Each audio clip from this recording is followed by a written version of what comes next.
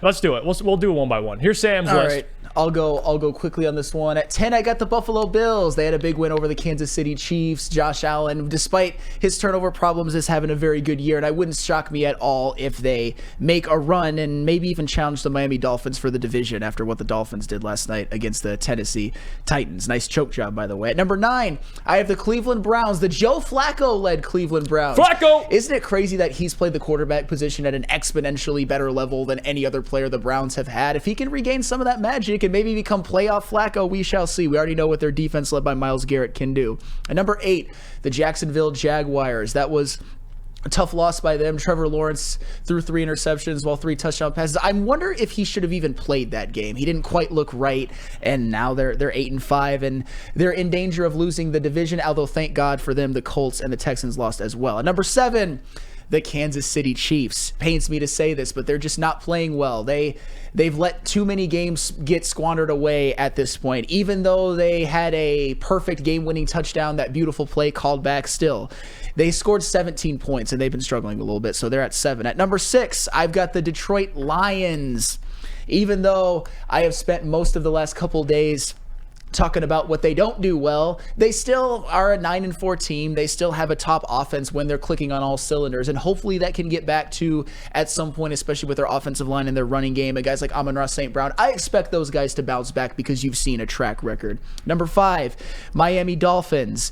They might have been higher if they didn't blow that game last night. And Tyreek went down. Tyreek if he did didn't go down, they probably would have won that game, to be honest. And for the record, Tua Tagovailoa was 100% a Tyreek Hill merchant. Did you see how he looked when Tyreek Hill went out? He's 100% a Tyreek Hill merchant. Yeah.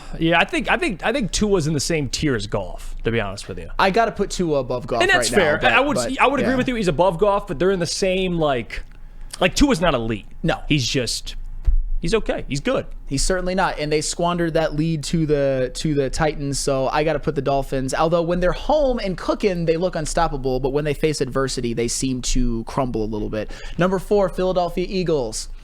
Is that defense just bad, even though they have great personnel in the defensive line, even like great personnel in the secondary? It seems to get more and more evidence that every single week, especially their secondary, gets torched. They got torched by Dak Prescott. They didn't get a whole lot of pressure on them. It's just, there are questions with the Eagles. I don't think they're invincible at all. At number 3, the Baltimore Ravens.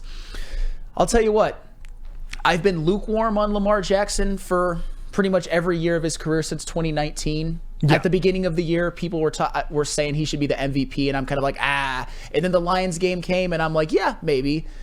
Now, he's right up there. He played a hell of a game, and they won that game because of a punt return in overtime. They are definitely, they're on track for the 1 seed in the AFC. At number 2, the Dallas Cowboys. Dak Prescott right now, congratulations, he's your NFL MVP. I can't believe I'm saying it. A lot of people gave him a lot of shit before the year, but I've always been more of a Dak guy than some. And he's having a great year. CeeDee Lamb's having a great year, and so is Micah Parsons and Deron Bland. And at number 1, do I even have to say anything? The San Francisco 49ers are the best team in the NFL, and it's not close. And you can put my list up. It's pretty similar. A couple things that I don't agree with, a couple things I do agree with. And there you have it. Number 1, San Francisco. There's not really a debate there. Dallas, we have the same top 5 teams. I think that's pretty standard how we view them with who's playing the best football. Yeah. 49ers, Dallas, Baltimore, Philly, Miami. It's pretty standard. I do have Kansas City above the Detroit Lions because if you watch that game, if Kadarius Toney isn't lined up off sides, they win the game. So yeah, they'd be, at that point 9-4, and they would have beaten a better team, and the Lions just lost to the Bears. So at this point, I do believe the Chiefs are better. I know they're struggling, but hey, so have the Lions. They've lost 2 of 3, so we can't really, you can't talk all that issue to the Chiefs right now at this point. Jacksonville Jaguars at 8. I do have the Denver Broncos at 9. I do.